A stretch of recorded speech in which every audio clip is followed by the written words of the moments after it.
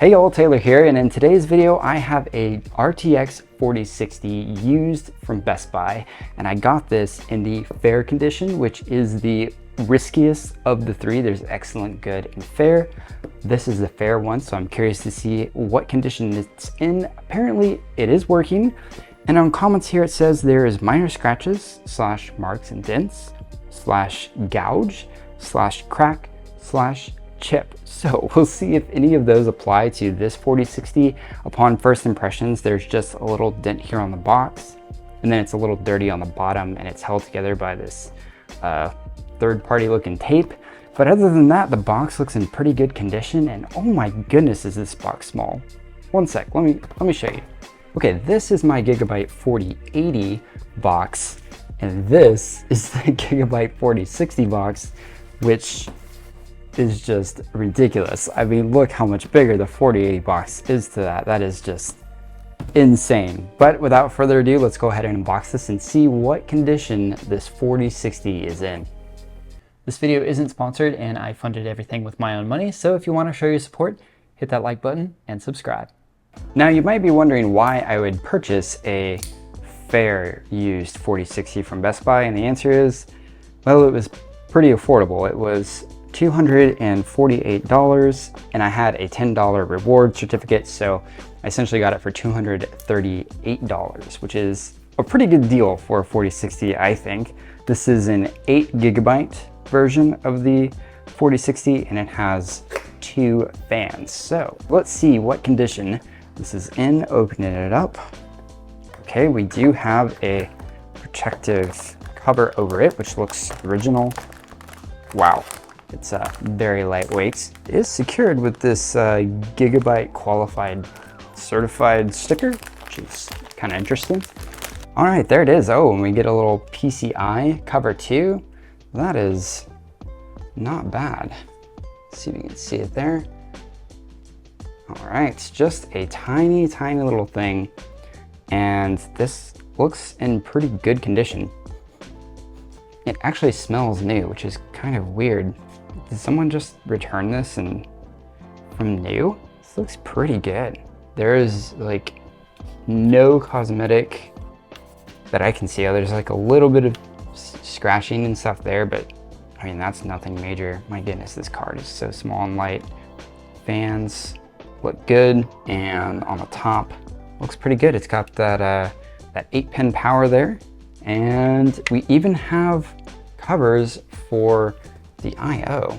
So let's go ahead and throw it in a system and see how it works. I'm going to be putting the 4060 in this, which is my Cooler Master water-cooled ITX build. It has a 7800 X3D, so there's going to be no issue with bottleneck on the CPU. Gonna put this in here and replace the 3080 Ti that is currently in there. I've already uninstalled the drivers on this, so if you're planning on upgrading, or in this case, downgrading your GPU, just be sure you uninstall the old graphics drivers first. It's gonna make it so much easier. So now let's go ahead and put the 4060 in this case. I was just taking the cover off the 3080 Ti, and oh my goodness, look how small the 4060 is compared to the 3080 Ti. It is comically tiny, and it weighs so much less. This is so light. This, oh my goodness. This weighs at least 4 times as much. All right, let's make sure that everything is booting up properly and that there's no stuck wires. GPU fans are spinning and the bottom fans are spinning, so that's good. And there's the signal. Okay, now to get the graphics drivers installed. Now that I have the graphics drivers installed and Windows configured to 240 Hz and 4K, I'm now going to hop into Call of Duty 3 here and just check out the graphics. So I got the 4060, it is recognizing 240 Hz and at 4K quality. We have NVIDIA DLSS on and it's set to performance. I'm gonna leave it at performance for now. And then ray tracing or path tracing, ray reconstruction is off. And everything is kind of a mixture of high, normal, medium. There's some low for the shadows. And this is kind of a mixture of low and medium. So let's go ahead and test this out, see how this does in game. been in this match for a while now, and it looks like it's hovering around the high 80 frames per second mark, which is way more than I thought this was gonna get. And it's using 100% of the GPU, pulling 115 watts, and it's sitting right around 67, 68 degrees Celsius. I'm gonna change it to ultra performance. Oh, with ultra performance DLSS, now I'm up into the 100 frames per second. And again, this is 4K. That is pretty good. In Dota 2 at 4K, 100% render resolution, there's no DLSS supported here.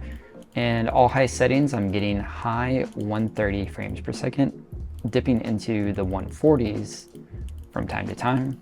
In Counter-Strike 2, this is native 4K. All the settings are the highest they can go. There's no DLSS or FSR. And getting about 100 frames per second. I know it's really tiny up there in the corner, but it is hovering around 100 frames per second in native 4K on Counter-Strike 2.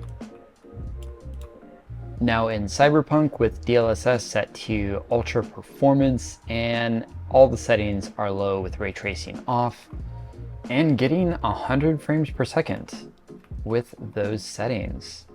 You just hear out in the open, and yeah, it's like it's 110 frames per second. This is actually really smooth for DLSS ultra performance. So now let's try native 4K. So now DLSS is completely off. All our settings are still low for Cyberpunk, but now at native 4K, it's running at 45 frames per second. So definitely not the smoothest there, not even getting 60 frames per second. So you are going to experience some tearing, which I can clearly see here. Not very enjoyable. But I bet if I go into settings and turn this to balanced, let's see how balanced works. Because balanced is a good mixture of quality and performance, and definitely getting above 60 frames per second with balanced. Hitting about 80 frames per second, which is really good. In MWIII with DLSS set to balanced and a combination of medium, high, and ultra with ray tracing completely off. Let's see what we get here. MWIII is a little bit more of a demanding game, so getting around 40 frames per second just in this little cabin. So if I navigate Saga outside, let's see if that changes. All right, yeah, it looks like a solid 40 frames per second with balanced DLSS. Let's go ahead and try to change that a bit, get a bit more out of it.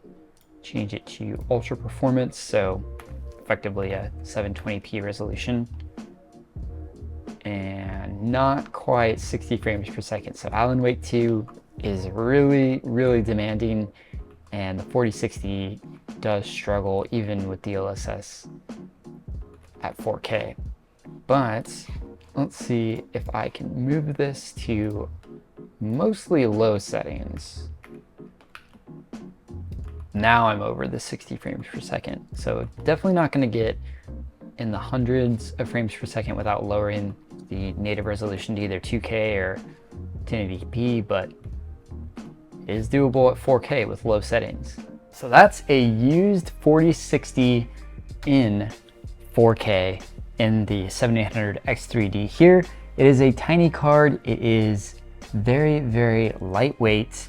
And as you saw, it fares pretty well in 4K, even reaching some of those very high frames per second with ultra performance in DLSS. So be sure you're utilizing DLSS with this or FSR, and you will get very, very nice frame rates at 4K.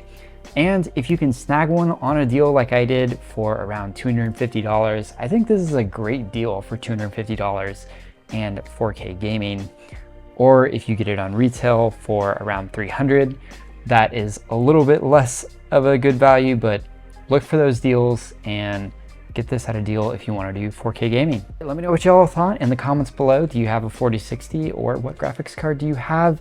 And are you gaming in 4K? Let me know down below. Leave a like if you liked the video, and subscribe if you want to see more, and I'll see you in the next one.